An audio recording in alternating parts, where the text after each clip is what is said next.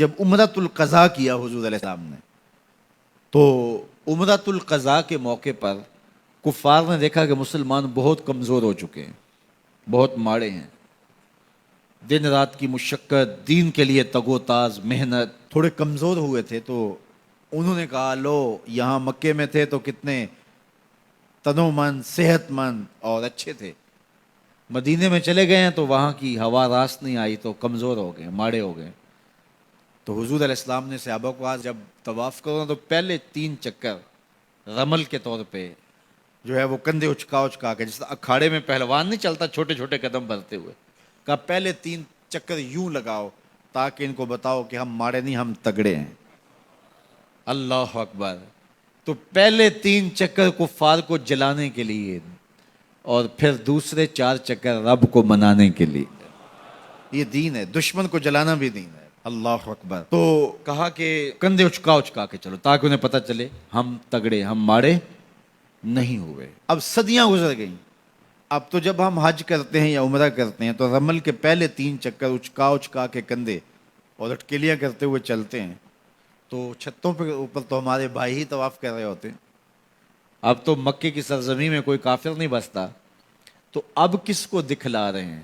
کہا دکھلا کسی کو نہیں رہے، نماز محبت ادا کر رہے، کسی کی ادا کو ادا کر رہے۔ حج ماضی سے میں جوڑتا ہے، اسی رسم کو ادا کر رہے ہیں۔ اللہ اکبر۔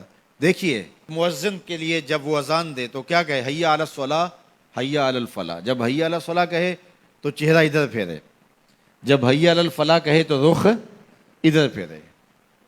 تحول وجہ، چہرے کا پھیرنا، یہ مسنون ہے۔ کیوں؟ اس لیے کہ اذان جب دے رہا ہے وہ چھت پہ کھڑا ہے، حضرت بلال حبشی ایک انصاری صحابیہ کے چھت پہ، اونچا چھت تھا، اس پہ کھڑے ہو کر کے جو ہے وہ اذان دیا کرتے تھے۔ پھر اس کے بعد یہ میزانہ، مینار جس کہتے ہیں، اس کو عربی میں کہتے ہیں میزانہ۔ میزانہ کا معنی اذان دینے کی جگہ۔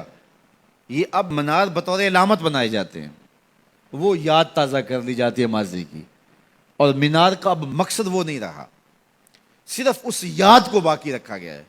تو یہ میزانہ، اذان دینے کی جگہ، اونچی جگہ پہ کھڑے ہو جاؤ، پوری بستی میں اذان کی آواز جائے۔ تو حی علی الصلاۃ اور حی علی الفلاح پر دائیں اور بائیں آپ رخ پھیریں۔ اس کا کیا مطلب کہ جو ادھر کے لوگ ہیں ان کو بھی آواز چلی جائے اور جو ادھر کے لوگ ہیں ان کو بھی آواز چلی جائے۔ یہ تو مقصد تھا تحویل الوجہ کا، چہرہ پھیرنے کا۔ اور آج جب لاؤڈ سپیکر کے سامنے ہم کھڑے ہو کے اذان دیتے ہیں تو اگر دوسری جانب چہرہ پھیریں گے تو مائک سے تھوڑا سا منہ ہٹ جائے گا، آواز تھوڑی سی کم ہو جائے گی۔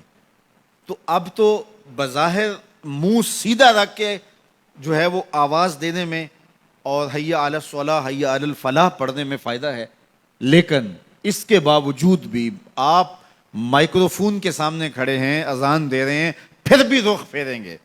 یار ادھر والوں کو پہنچانا آواز تو آپ کا مقصود نہیں، وہ تو یہاں زیادہ جاتی ہے۔